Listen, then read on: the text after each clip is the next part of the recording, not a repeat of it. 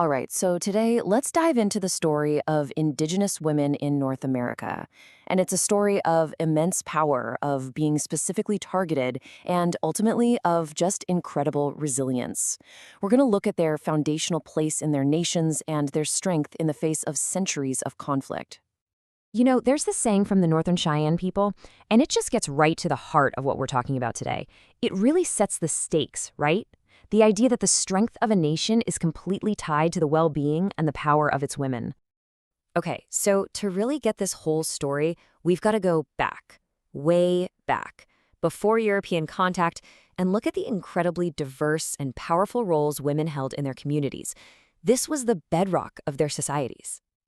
I mean, if you look into native oral traditions, they're just filled with these amazing, divine female figures, protectors of the land, the sea, the source of life itself.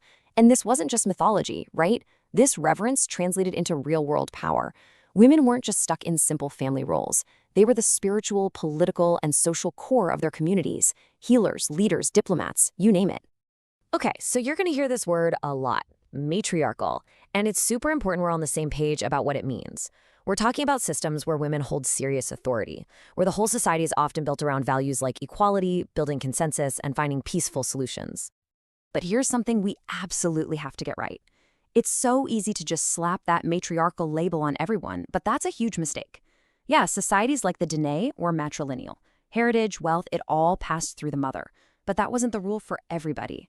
Native American cultures are so incredibly diverse, they are not a monolith. To assume every nation was the same is to completely flatten that beautiful complexity. And get this, that power wasn't just in diplomacy or managing the home. No, we're talking about warriors. You've got figures like Running Eagle of the Piikani Nation, who actually led war parties. And then there's Buffalo Calf Road Woman, who famously rode into the middle of a battle to save her brother, and then just a week later was fighting at the Battle of the Little Bighorn. In fact, stories from several different tribes say it was a woman who dealt the final blow to Custer. And that brings us to another kind of power, maybe an even more profound one: diplomacy. The story of Jigen Sase, it's just incredible. She lived along a warpath where 5 nations were constantly fighting, and instead of picking a side, she offered neutral ground, food, and advice to literally everyone. Her reputation for peacebuilding grew so strong that she partnered with a visionary called the Peacemaker, and together they helped form the Haudenosaunee Confederacy, one of the most powerful in North America. But then, everything changes. European colonizers arrive, and with them comes this strategic, violent effort to just dismantle everything we've been talking about, to, in the words of that proverb, put the hearts of the women on the ground. This quote from Paula Gunn Allen, a Laguna Pueblo scholar, really spells it out. The colonizers knew what they were doing. They saw that as long as Indigenous women held this kind of unquestioned power, a total conquest was basically impossible. Their influence had to be destroyed. And this is a point we can't stress enough. The violence against Native women, it wasn't some tragic accident. It wasn't collateral damage. It was the strategy. It was a tool of conquest, plain and simple. So how did they do it? Well, the methods were pretty systematic. They'd forced their own patriarchal systems onto tribes, elevating men into positions of power they never traditionally held.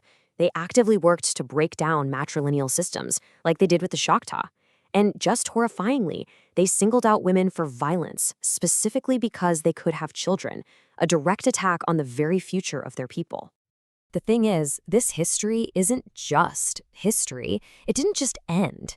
It created this legacy of violence that we're still seeing today in the form of a modern, ongoing crisis.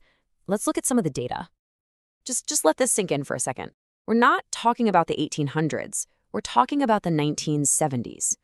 A government study found that in just 3 years, as many as 1 in 4 American Indian women were sterilized without their consent. And you can see that legacy of violence today in the mortality rates. For young Native women between the ages of 15 and 24, homicide is the 3rd leading cause of death. 3rd. And this next number? This one really gets to the core of why this problem is so difficult to solve. An unbelievable 96% of the violence committed against Native women is done by non-Natives. So you have to ask, why is this happening? And the answer is just a total systemic failure. You have law enforcement who often don't even record a victim's ethnicity correctly, so their stories literally disappear from the data. On top of that, you have these crazy jurisdictional gaps where tribal police often can't prosecute non-natives, even when the crime happens on their own land. But here's the most important part of this whole story. This is not just a story about being a victim. It is fundamentally a story of incredible resilience. In the face of this crisis, it's Indigenous women who are leading the fight for justice and taking back their power. And you see that resilience so clearly in the Missing and Murdered Indigenous Women movement, or MMIW. This is a grassroots movement, and it's all about spreading awareness and demanding real, concrete policy changes to protect Indigenous women, girls, and Two-Spirit people. And this kind of activism, it has a long, powerful history of making real, tangible change. You can literally draw a line from the intertribal groups that activists like LaDonna Harris were building back in the 60s to these huge legal battles led by women like Eloise Cobell, all the way to 2020, with the Not Invisible Act, which was written by Deb Haaland, being signed into law. Let's zoom in on Eloise Cobell for a second, because her story is just wow. She was a member of the Blackfeet Nation, and she spent 14 years, leading this massive class action lawsuit against the U.S. government for mismanaging money that belonged to 500,000 Native Americans. And the result? A $3.4 billion settlement. It's just an unbelievable story of persistence. And you know what's really fascinating? This legacy of leadership had ripples way beyond Native communities. Early American feminists, like Matilda Joslyn Gage, lived near the Haudenosaunee Confederacy, and she was completely inspired by the political power and respect that her Indigenous neighbors gave to women. She even said their system was one where never was justice more perfect. So, when you boil it all down, this is the takeaway. Despite centuries of targeted violence, despite a system designed to break them, Native women are still here. They are leading, they're advocating, they are healing, and they're lifting up their communities, carrying on a legacy of power that never truly went away. And that kind of brings us full circle, doesn't it? We've heard some amazing stories today, but it really makes you wonder, with all the data gaps, the silencing, the violence, whose stories have we lost? Whose voices are still out there, just waiting to be heard? It's definitely something to think about. Thanks so much for joining me for this one.